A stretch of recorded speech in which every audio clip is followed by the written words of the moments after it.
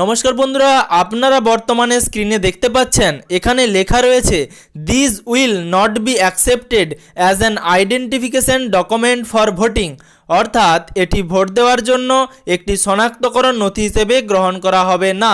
সুপ্রিয় দর্শক বন্ধুরা, আপনারা সকলেই জানেন ভোট দেওয়ার জন্য আপনাদের প্রথমে প্রয়োজন হয় একটি ভোটার স্লিপের। প্রত্যেকবারেই ভোট দেওয়ার আগে আপনাদেরকে আপনাদের যিনি বিএলও রয়েছেন তিনি কিন্তু একটি ভোটার স্লিপ দিয়ে যান এবং সেই ভোটার স্লিপের মাধ্যমে আপনারা ভোট দিতে পারেন। কিন্তু বর্তমানে লেখা রয়েছে এটি ভোট দেওয়ার জন্য একটি শনাক্তকরণ নথি হিসেবে গ্রহণ করা হবে না। এর জন্য লাগবে আরও 12টি নথি। সেই 12টি নথির মধ্যে যে কোনো একটি থাকলেই আপনারা ভোট দিতে পারবেন। আর যদি আপনাদের সেই নথিগুলি না থাকে তাহলে কিন্তু আপনারা ভোট দিতে পারবেন না। তাহলে আপনাদেরকে আজকে এই ভিডিওর মাধ্যমে সেই গুরুত্বপূর্ণ তথ্যগুলো দিয়ে রাখবো যে কোন কোন ডকুমেন্টসগুলো আপনাদেরকে ভোটার স্লিপের সাথে নিয়ে যেতে হবে ভোট দেওয়ার জন্য। তাই অবশ্যই ভিডিওটি শেষ পর্যন্ত দেখবেন এবং ভিডিওটি বেশি বেশি করে সকলের সুবিধার জন্য শেয়ার করবেন, কারণ 23 তারিখ ভোট রয়েছে, তার আগেই প্রত্যেকের সেই তথ্যগুলো জানা উচিত। তো ভিডিওটি অবশ্যই বেশি বেশি করে শেয়ার করবেন। তার সাথে আপনাদের কাছে ছোট্ট অনুরোধ, আপনি যদি ভিডিওটি ইউটিউব থেকে দেখে থাকেন তাহলে অবশ্যই চ্যানেলটিকে সাবস্ক্রাইব করে নোটিফিকেশনের বেল আইকনের অল বাটনটি প্রেস করে রাখবেন। আর আপনি যদি ভিডিওটি ফেসবুক থেকে দেখে থাকেন তাহলে অবশ্যই ফেসবুক পেজটিকে ফলো করে রাখবেন। এবার এই ভোটার স্লিপে কি তথ্য রয়েছে সেই সম্বন্ধে আপনাদেরকে জানাবো। বর্তমানে আপনারা স্ক্রিনে দেখতে পাচ্ছেন যে এখানে আপনাদের রাজ্যের নাম রয়েছে, অর্থাৎ আপনারা যেই রাজ্যে বসবাস করেন সেই রাজ্যের নাম রয়েছে। তারপর রয়েছে আপনার নিজস্ব বিধানসভা নির্বাচন ক্ষেত্রের নাম, অর্থাৎ আপনার অ্যাসেম্বলি কনস্টিটিউয়েন্সির নাম রয়েছে। তারপর রয়েছে আপনার নিজের নাম, তারপর আপনার লিঙ্গ বা জেন্ডার, তারপর আপনার ইপিক নম্বর, অর্থাৎ আপনার যে ভোটার আইডি কার্ড নাম্বার রয়েছে সেটি কিন্তু এখানে লেখা রয়েছে। তারপর রয়েছে আপনার পিতার নাম, তারপর আপনার অংশ নম্বর বা পার্ট নম্বর, তারপর আপনার অংশের নাম অর্থাৎ পার্টের নেম যেটা রয়েছে, আপনার যে বিধানসভা ক্ষেত্র এবং তার মধ্যে আপনার যে ভোট গ্রহণ কেন্দ্রের পার্ট নম্বর এবং পার্টের নাম সেটা কিন্তু রয়েছে। তারপর আপনার ক্রমিক নম্বর বা সিরিয়াল নম্বর রয়েছে। তারপর রয়েছে আপনার ভোট গ্রহণ কেন্দ্রের নাম, অর্থাৎ পোলিং স্টেশন নেম। আপনি যেই ভোট গ্রহণ কেন্দ্রে আপনার ভোট দেবেন বা প্রত্যেকবারে আপনি যেই ভোট গ্রহণ কেন্দ্রে আপনার ভোট দিয়ে থাকেন তার নাম রয়েছে এবং তার নিচে রয়েছে লাস্ট আপডেটেড অন এবং তার তারিখ। এবার তার নিচে রয়েছে সিইও ওয়েবসাইট। সিইওর যে ওয়েবসাইটটি রয়েছে সেটি কিন্তু এখানে দেওয়া রয়েছে। তার সাথে রয়েছে সিইও কন্ট্যাক্ট সেন্টার বা টোল ফ্রি নাম্বার, অর্থাৎ সিইওর কন্ট্যাক্ট সেন্টারের নাম্বার রয়েছে। তার নিচে রয়েছে ডিস্ট্রিক্ট ইলেকশন অফিস, অর্থাৎ আপনার নিজস্ব জেলার যে ইলেকশন অফিস রয়েছে তার কিন্তু ঠিকানা রয়েছে, অর্থাৎ office of the DM and DEO. তারপর তার অ্যাড্রেস রয়েছে। তার সাথে ডিইও হেল্পলাইন নম্বর, অর্থাৎ আপনার ডিস্ট্রিক্ট যে ইলেকশন অফিস রয়েছে তার কিন্তু হেল্পলাইন নম্বর দেওয়া রয়েছে। এবং তার পাশেই আপনারা দেখতে পাচ্ছেন যে একটা কিউআর কোড রয়েছে যেটা স্ক্যান বাই ভিএইচএ অথবা বিএলও অ্যাপের মধ্যে স্ক্যান করা হয়।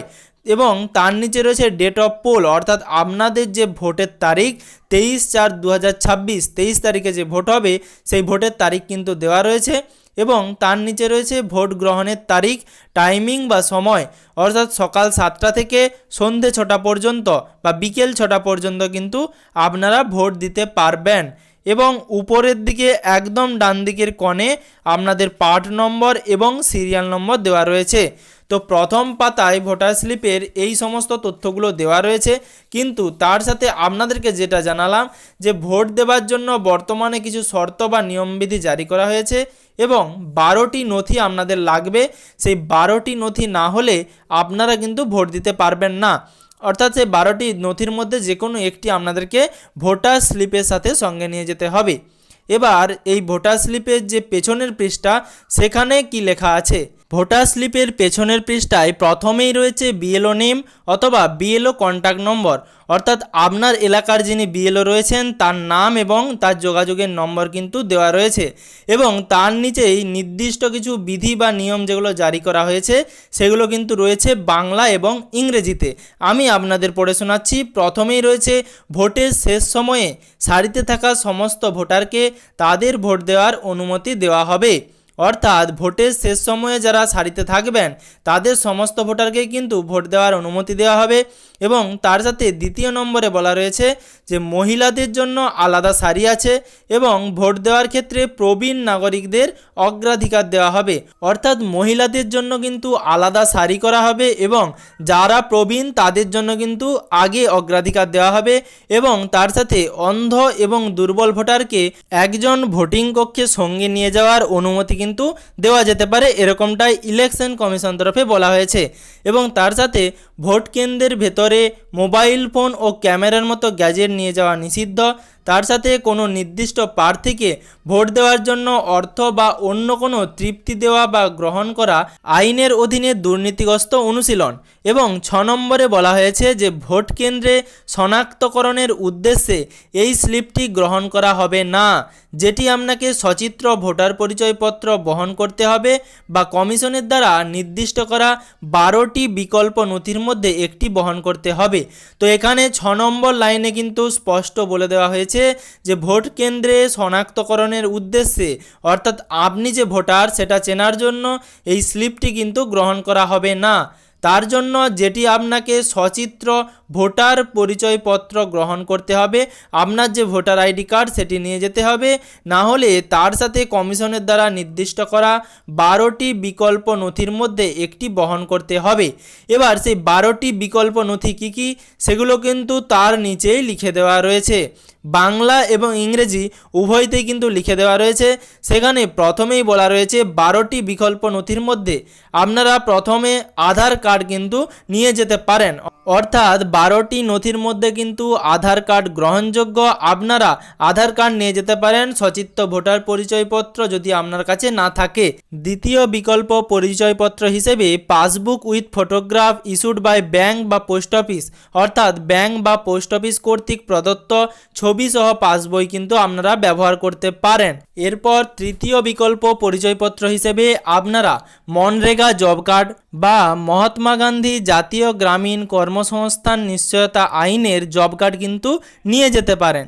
এরপর চতুর্থ হিসেবে বলে দেওয়া হয়েছে যে health insurance smart card issued under the scheme of ministry of labour, অর্থাৎ শ্রম আইন মন্ত্রণালয়ের প্রকল্পের অধীনে জারি করা স্বাস্থ্য বিমা স্মার্ট কার্ড কিন্তু আপনারা চতুর্থ বিকল্প পরিচয়পত্র হিসেবে ব্যবহার করতে পারেন। এবার 5 নম্বরে বলা রয়েছে আপনারা ড্রাইভিং লাইসেন্স কিন্তু এই বিকল্প পরিচয়ের মধ্যে কিন্তু রাখতে পারেন, অথবা আপনার যদি প্যান কার্ড থাকে সেটি কিন্তু 6 নম্বর হিসেবে বলে দেওয়া হয়েছে। এরপর 7 নম্বর বিকল্প পরিচয়পত্র হিসেবে বলা হয়েছে জাতীয় নাগরিক রেজিস্টারের অধীনে রেজিস্ট্রার জেনারেল অফ ইন্ডিয়া কর্তৃক প্রদত্ত স্মার্ট কার্ড। তারপর 8 নম্বরে বলে দেওয়া হয়েছে যে ইন্ডিয়ান পাসপোর্ট বা ভারতীয় পাসপোর্ট যদি আপনার থেকে থাকে তাহলে আপনি সেটি 8 নম্বর বিকল্প পরিচয়পত্র হিসেবে ব্যবহার করতে পারেন। তারপর 9 নম্বরে বলে দেওয়া হয়েছে ফটো সহ পেনশনের নথি, আপনি যদি পেনশন পেয়ে থাকেন তাহলে সেই আপনার পেনশনের নথি ফটো সহ সেটা কিন্তু আপনারা 9 নম্বর বিকল্প পরিচয়পত্র হিসেবে ব্যবহার করতে পারবেন। তার সাথে 10 নম্বরে বলে দেওয়া হয়েছে কেন্দ্রীয় বা রাজ্য সরকার পিএসইউএস বা পাবলিক লিমিটেড কোম্পানি প্রদত্ত যে কোনো ছবি সহ পরিষেবা পরিচয়পত্র কিন্তু আপনারা ব্যবহার করতে পারবেন। অথবা 11 নম্বরে বলে দেওয়া হয়েছে সাংসদ, বিধায়ক বা বিধান পরিষদের সদস্যদের দ্বারা প্রদত্ত সরকারি কোনো পরিচয়পত্র যদি আপনার থেকে থাকে সেটাও আপনারা কিন্তু ভোটার পরিচয়পত্র হিসেবে ব্যবহার করতে পারবেন। আর সর্বশেষ 12 নম্বর নথির ক্ষেত্রে বলা হয়েছে যদি আপনার প্রতিবন্ধী পরিচয়পত্র কার্ড বা সামাজিক ন্যায় বিচার ও ক্ষমতায়ন মন্ত্রণালয় বা ভারত সরকার প্রদত্ত কোনো পরিচয়পত্র কার্ড থেকে থাকে সেটাও কিন্তু আপনারা এই ভোটার পরিচয়পত্র হিসেবে ব্যবহার করতে পারবেন। তো এখানে আপনাদেরকে জানালাম যে ভোট কেন্দ্রে শনাক্তকরণের উদ্দেশ্যে এই ভোটার স্লিপটি কিন্তু শুধুমাত্র গ্রহণ করা হবে না, যেটি আপনাকে সচিত্র ভোটার পরিচয়পত্র বহন করতে হবে বা কমিশন দ্বারা নির্দিষ্ট করা 12টি বিকল্প নথির মধ্যে একটি বহন করতে হবে। তো আপনার কাছে এই ভোটার স্লিপের সাথে ভোটার আইডি কার্ড অথবা এই 12টি নথির মধ্যে যে কোনো একটি নথি থাকলেই আপনারা ভোট কেন্দ্রে ভোট দিতে পারবেন, এরকমটাই কিন্তু কিন্তু সরাসরি ইলেকশন কমিশন অফ ইন্ডিয়ার তরফ থেকে গাইডলাইন্স দেওয়া হয়েছে, যেটা আমি আপনাদের ভিডিওর মাধ্যমে সম্পূর্ণ বিস্তারিত জানালাম। অবশ্যই ভিডিওটি শেষ পর্যন্ত দেখার জন্য অসংখ্য ধন্যবাদ। তো ভিডিওটি অবশ্যই আপনাদের উপকারে এসে থাকলে অবশ্যই ভিডিওটিতে একটি লাইক করে ভিডিওটি বেশি বেশি করে সকলের সুবিধার জন্য 23 তারিখ ভোটের আগে বেশি বেশি করে শেয়ার করবেন। এবং তার সাথে আপনাদের কাছে ছোট্ট অনুরোধ, আপনি যদি চ্যানেলে নতুন হয়ে থাকেন এবং এখনও পর্যন্ত চ্যানেলটিকে সাবস্ক্রাইব না করে থাকেন, তাহলে অবশ্যই যদি ভিডিওটি ইউটিউব থেকে দেখে থাকেন তাহলে অবশ্যই চ্যানেলটিকে সাবস্ক্রাইব করে রাখবেন। আর তার সাথে আপনি যদি ভিডিওটি ফেসবুক থেকে দেখে থাকেন তাহলে অবশ্যই ফেসবুক পেজটিকে ফলো করে রাখতে ভুলবেন না, যাতে পরবর্তী ভিডিওর নোটিফিকেশন এবং পশ্চিমবঙ্গের যাবতীয় আপডেট সবার আগে সবার প্রথমে আপনার মোবাইলের নিউজ ফিডে পেয়ে যান।